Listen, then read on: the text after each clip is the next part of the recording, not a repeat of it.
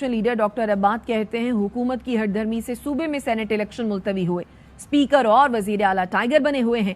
یہ لوگ election commission, قانون اور آئین کو نہیں مانتے۔ کہ آج پورے پاکستان میں الیکشن ہو رہے، قسمتی سے اس صوبے میں جو فیڈریٹنگ یونٹ ہے اس سینٹ الیکشن میں، اور اس میں الیکشن نہیں ہو رہی حکومت کی ہٹ درمی کی وجہ سے۔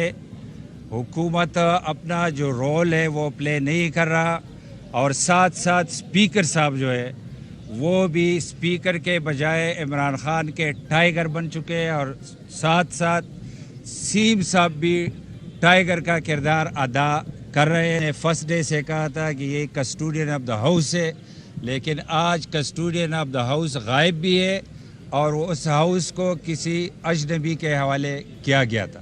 یہ لوگ نہ کورٹس کو مانتے ہیں، نہ الیکشن کمیشن کو مانتے ہیں، نہ قانون کو مانتے ہیں، نہ آئین کو مانتے ہیں۔ یہ مانتے ہیں تو قیدی نمبر کیا ہے وہ نام مجھے یاد نہیں ہے، اس کے ڈائریکشن کو مانتے ہیں۔